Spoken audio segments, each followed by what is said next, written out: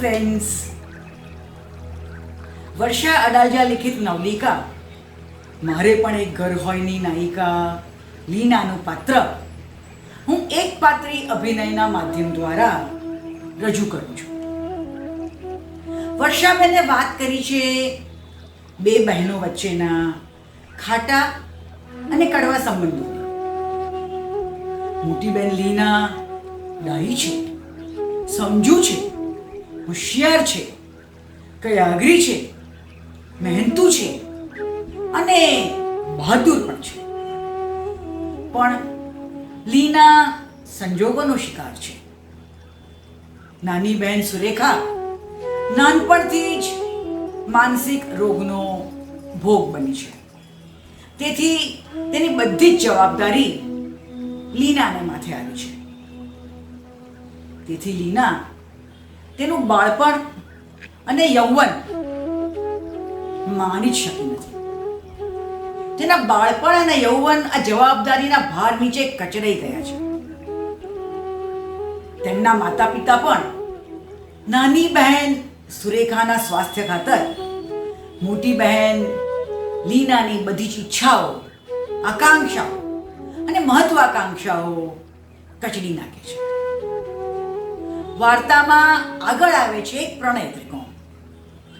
આ ત્રિકોણના 3 ખૂણા છે: લીના, સુરેખા અને અનુપમ. તો પ્રસ્તુત છે વર્ષા અડાલજા લિખિત મારે પણ એક ઘર હોયની લીના.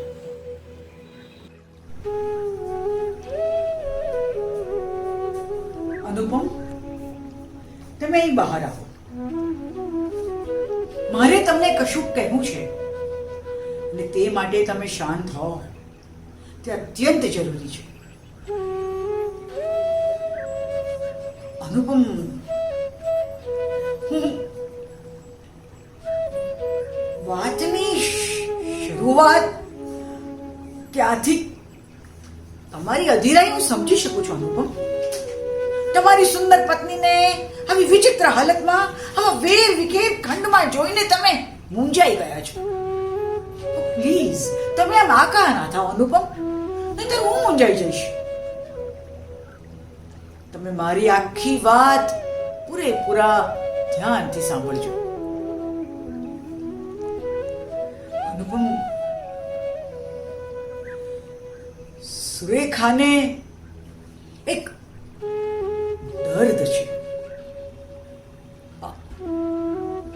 દર્દ ઘણા વર્ષો પહેલાની વાત છે. જિંદગી હજી ધીમે ધીમે કળીની જેમ ખીલતી હતી. ત્યારે જ સુરેખાના દર્દની શરૂઆત થઈ હતી. સુરેખા ગમે ત્યારે ઉશ્કેરાઈ જતી, ધાંધલ કરી મૂકતી, તોફાન કરી મૂકતી, પછી ક્યારેક બેભાન પણ થઈ જતી. પછી દિવસો સુધી સૂન મૂન બની, અશક્ત બની પડી રહેતી. બાપુએ ઘણી દવાઓ કરી, ઘણા ડોક્ટરોને બતાવ્યું, કાંઈ ફેર ના પડ્યો. આખરે બાપુએ સાયકિયાટ્રિસ્ટને પણ બતાવ્યું.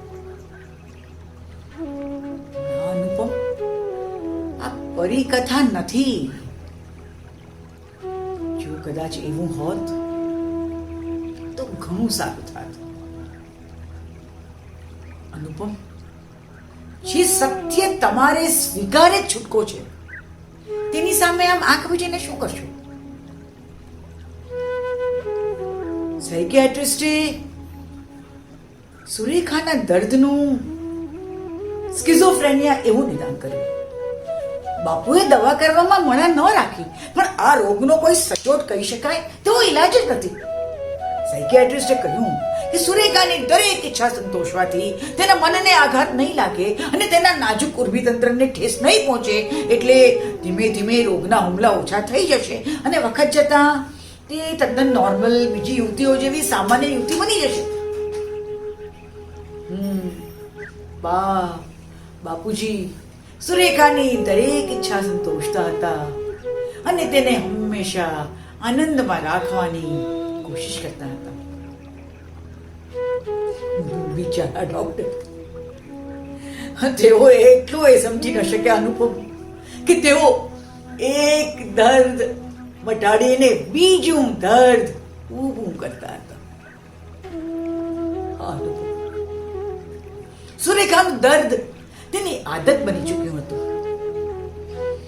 તે જે વસ્તુ ઈચ્છે, જે વસ્તુ ધારે, તે વસ્તુ તે યેન કેન પ્રકારેણ મેળવીને જ રહેતી. આજે તમે આ ખંડની જે વેર વિખેર અસ્તવ્યસ્ત હાલત જોઈ રહ્યા છો ને, સુરેખાના દર્દનું પરિણામ છે. આજે ઘણે વર્ષે સુરેખાના દર્દે પાછો ઉથલો માર્યો. અને અનુપમ નાનકડો અપૂર્વ તો ઈશ્વર કૃપાથી બચી ગયો.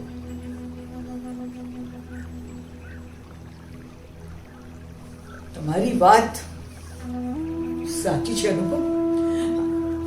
સુરેખાની આ સ્થિતિ, તેનો અવડો ઇતિહાસ, તેનું આ દર્દ, આ બધું તમને લગ્ન પહેલા જણાવવું જોઈતું હતું. પણ મારો વિશ્વાસ કરો અનુપમ, તમને છેતરવાની ભાવના હતી જ નહીં.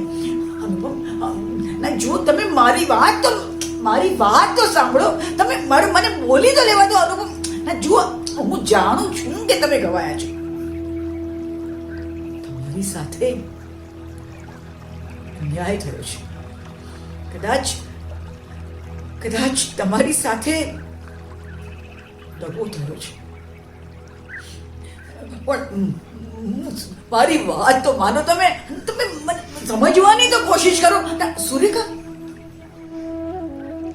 સુરેખા તમને આ બધું લગ્ન પહેલા કઈ રીતે કહે? સુરેખા તમને ચાહતી હતી. ના અનુપમ, સુરેખાને તમારી ઉપર ભરોસો નતો એમ નહીં. સુરેખાને પોતાના નસીબ ઉપર ભરોસો હતો. તમને લગ્ન પહેલા આ બધું કહીને એ તમને ખરેખર ખોઈ બેસે તો કોણ? હું અનુપમ, હું તમને તમારા લગ્ન પહેલા આ બધું કઈ રીતે કે? અનુપમ, તમને તો કલ્પના જ નથી કે તમારા લગ્ન વખતે મારી સ્થિતિ કેવી હતી. અને અનુપમ, એકચ્યુઅલી તો અત્યારે હું તમને આનાથી વધારે કશું જ આ બાબતમાં કહી શકું એમ છું નહીં. જુઓ અનુપમ, હવે આપણે આ વાતને અહીં જ પૂરી કરીએ. અનુપમ પ્લીઝ, જુઓ, તમે ખોટી જીદ ના કરો. તો સાંભળો, જે વાતને મેં 20 વર્ષની કંદરામાં ફંગોળી દીધી છે, તે વાતને આજે ફરી ખોઈ કાઢીને તમને કહી રહી છું. અનુપમ, હું અને સુરેખા બંને સગી બહેનો છીએ. અમે બંને સાથે જ મોટા થયા છીએ. અમે બંને સાથે જ ઉછર્યા છીએ.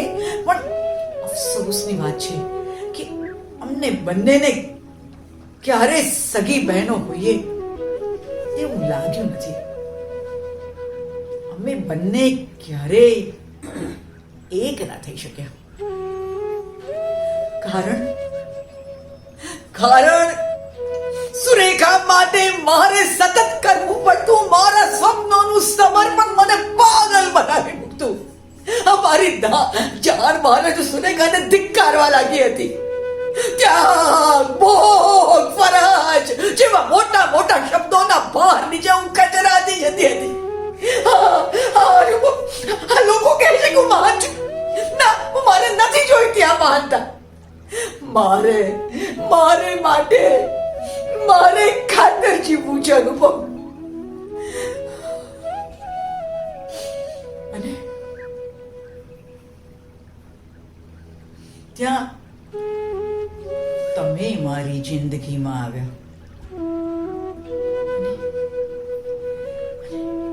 મારું મન આંબે બેઠેલી પ્રથમ મંજરીની જેમ મોહરી ઉઠ્યું. હું તમને મળતી, તમારી સાથે વાતો કરતી, અને મારું મન આનંદથી છલકાઈ જતું. ક્યારેથી તો મને ખબર નથી, પણ હું તમને ચાહવા લાગી હતી. મારા હૃદયના ઊંડાણથી, મારા સમગ્ર અસ્તિત્વથી તમારી સાથે સહજીવનના સ્વપ્નો જોવા લાગી હતી. મને થતું અનુપમ મારો પતિ હોય, અમને એક નાનકડું બાળક હોય, મારે પણ એક ઘર હોય અને મારો પોતાનો એક નાનકડો સુખી સંસાર હોય. અને આખરે મારે માટે, મારે ખાતર લીના નામની એક સ્વતંત્ર વ્યક્તિ માટે જીવું.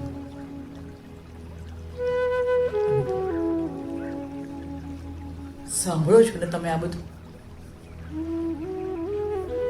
અને અનુપમ, આવી જ એક ઠંડી અંધારી રાતે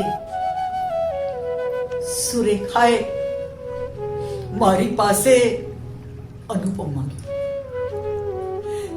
તમે કલ્પી પણ નહીં શકો અનુપમ કે મારા હૃદય કેટલી વેદના અનુભવી હશે.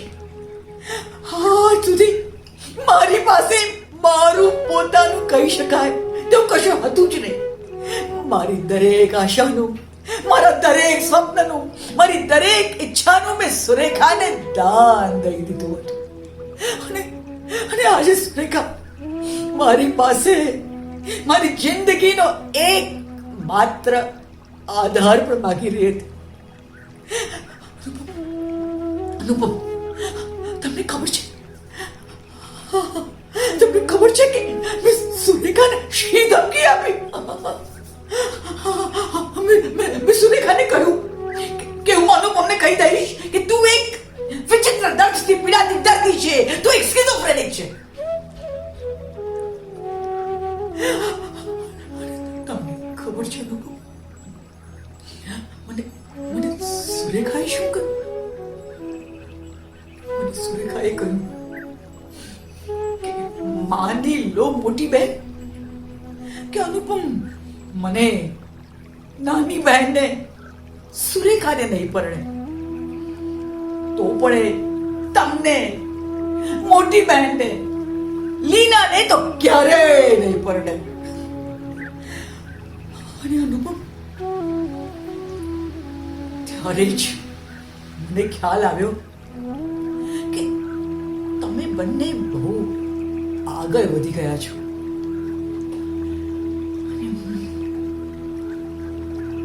ઘણી પાછળ રહી ગઈ છું.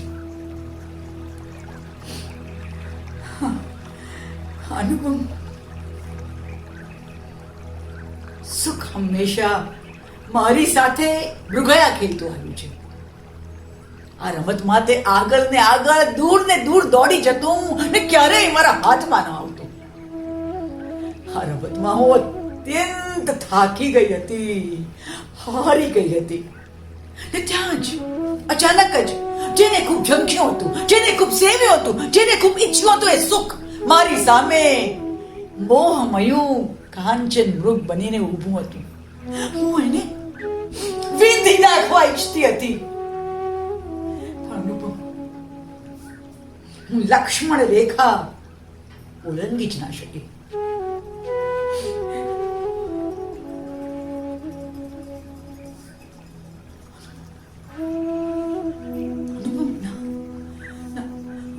મહેરબાની કરીને તમે મારી સામે ના જો અનુપમ. હું એક અત્યંત નિર્બળ વ્યક્તિ છું. પ્લીઝ ના અનુપમ, હવે જુઓ, હવે આવી બધી વાતોનો કશો જ અર્થ નથી. હવે તો એ શક્ય જ નથી. ના, કદાચ તમારી વાત સાચી પણ હોય કે હું તમને ગમતી હતી અને જો સુરેખા વચમાં ન આવી હોત તો કદાચ આપણે બંને એકઠા થઈ શક્યા હોત. પણ હવે તો જો આવી બધી વાતોનો કશો જ અર્થ નથી. હવે it is just not possible. હવે તો આપણે એક ક્ષણ સાથે સંકળાયેલા સ્મરણોને આધારિત જીવવાનું છે. એ સ્મરણો જ આપણા શેષ જીવનનું ભાતું છે. આખરે સુરેખાને મેન્ટલ હોસ્પિટલમાં દાખલ કરવી પડી. અનુપમે નાનકડા અપૂર્વને લીનાને સોંપીને વિનંતી કરતા કહ્યું કે તે પિતા પુત્રને પોતાની સાથે જ રહેવા દે. લીનાએ અનુપમની વિનંતી માન્ય રાખી. અનુપમને શ્રદ્ધા હતી કે સુરેખા ક્યારેક તો મેન્ટલ હોસ્પિટલમાંથી સારી થઈને પાછી ઘરે આવશે જ. લીનાએ શું માંગ્યું હતું? અનુપમ મારો પતિ હોય, અપૂર્વ અમારું બાળક હોય, મારે પણ એક ઘર હોય અને મારો પોતાનો એક નાનકડો સુખી સંસાર હોય. અને આજે અનાયાસે લીના પાસે બધું જ હતું. છતાં પણ અનુપમ તેનો પતિ નહોતો, અપૂર્વ તેમનું બાળક નહોતો, આ ઘર એ તેનું ઘર નહોતું અને તેનો પોતાનો એક નાનકડો સુખી સંસાર નહોતો. અને છતાં આ ઈશ્વરની કરુણા છે.